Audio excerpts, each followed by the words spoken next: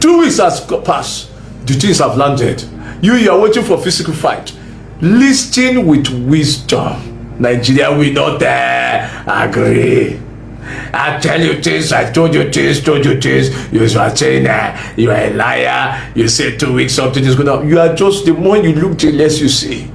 The weapons of Biafra, God showed me.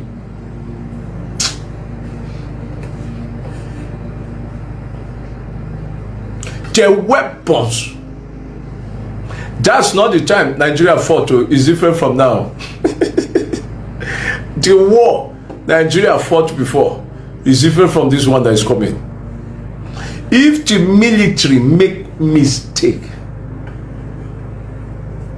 and you see the rocket will bow.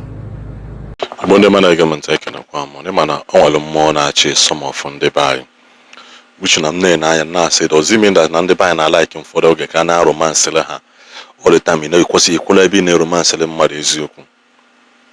exactly 1 month ago. Exactly 1 month ago with them this video. So you know, okay, this man of God. Also, on your biko, on your show, you biko, say biko do. Now, Oblunoya can make you Pagike release a Mazi Nnamdi Kanu in 2 weeks. That's nobody release a Mazi Nnamdi Kanu in 2 weeks.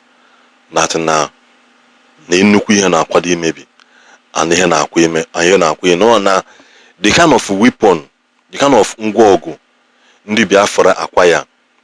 That now after 2 weeks, so when they release Mazi Nnamdi Kanu, na habulu the thing gafe.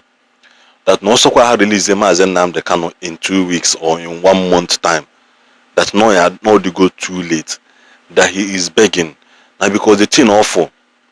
Nanda no and no buro uzo Nigerian government na expect kahanda asi kahayesi. That na him when men is stationed on ground to do those things.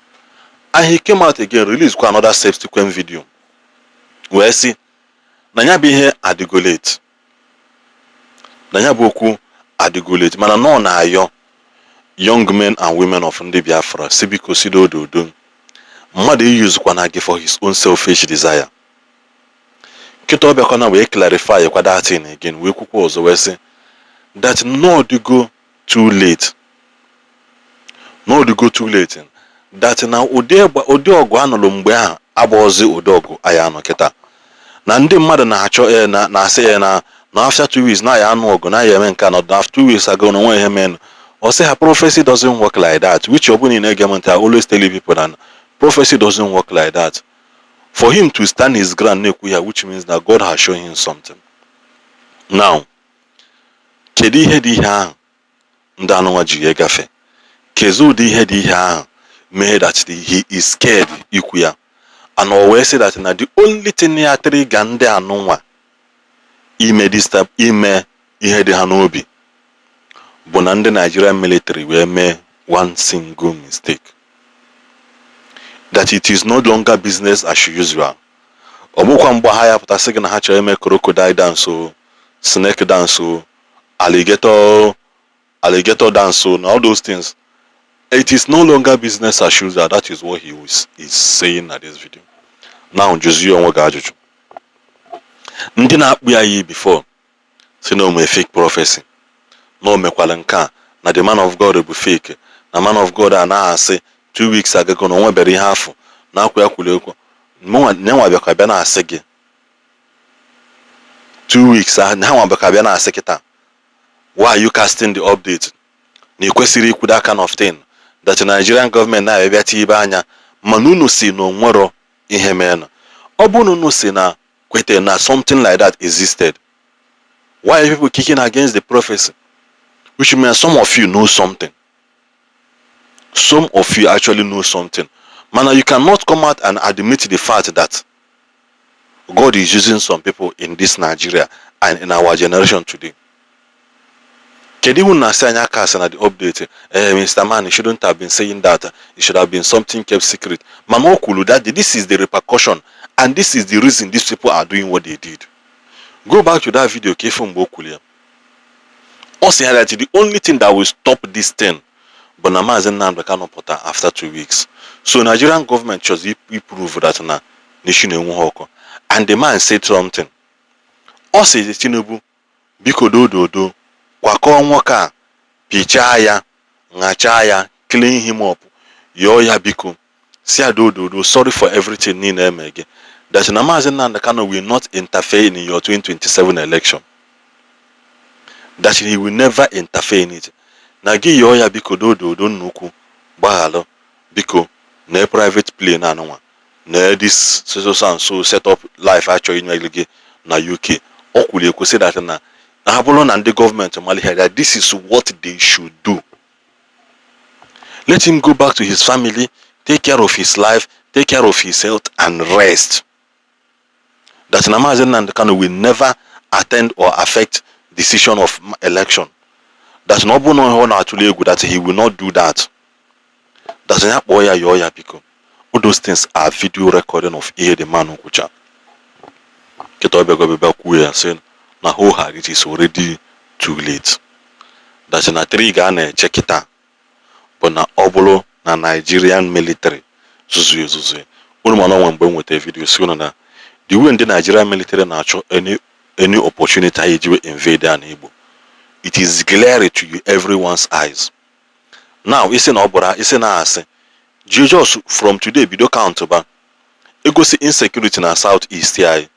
Monday full and ejide, Monday ejide for kidnapping. Udi egba na edosa ha n'iru. Na di more than times 10. You know watching that na afọ na onye eli hodi nne udi igbanwuru udi egba. Wait ya ma mbụ nwe.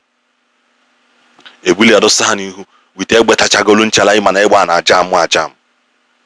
Awusa bullet new one. Achise egbe old one na ajam cha ajam. Achise egbe ifu na different bullet with different udi egbe ya size ya. Mana gazia mgbe a egosi ndị Fulani ejide, ndị bandit ejide, ndị repented Boko Haram ejide. Imanfu ofu mgbo n'iru ha, imanfu ofu mkpụrụ egbe. Ụfọdụ oge they go as far as ịtọnụ azụ ha ka kamera ghara inweta iru ndị ahụ. Ejozi ya say, is that an agreement or na ha na-achọ something ha iji wee sị na ihe ndị Igbo men? Just yesterday, Nigerian chief of staff sị na ndị Igbo bịa join our army. That na-enwe low turn of ndị Igbo na ndị amị mgbe si otolo gbagbukwa ya gbagbuo ndị bịa eje wela aka eje join na ya da join ọkwa nke ha sị na na-akwụzi ndị amị 100,000 kịta is not even up to the minimum wage you sign into law. Ekenekwa m unu ka ọ dịkwa. I told them if they don't release Nnamdi Kanu in 2 weeks, it will be too late. Something will happen, and it happened. You are waiting for the war, it will come.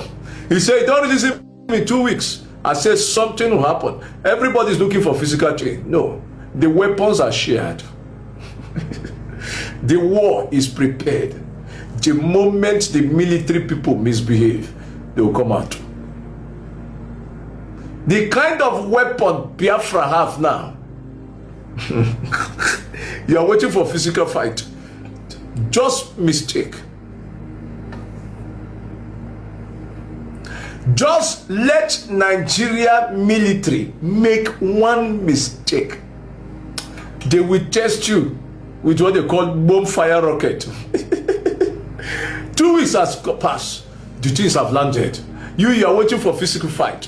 Listen with wisdom. Nigeria will not agree. I tell you this, I told you this, You are saying you are a liar. You say 2 weeks, something is going on. You are just, the more you look, the less you see. The weapons of Biafra, God showed me.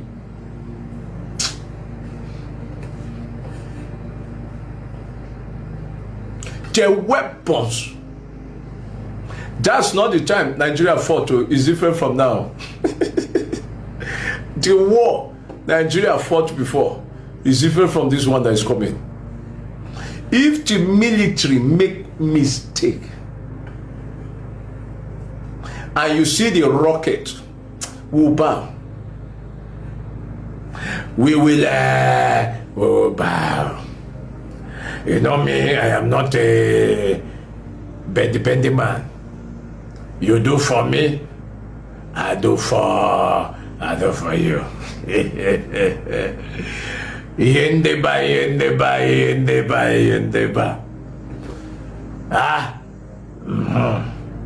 I'm coming for Ekiti. What did I say before? I'm coming for Ekiti. If I love you, God will give me everything about you. Your wisdom, your voice, everything. That's good. Good night.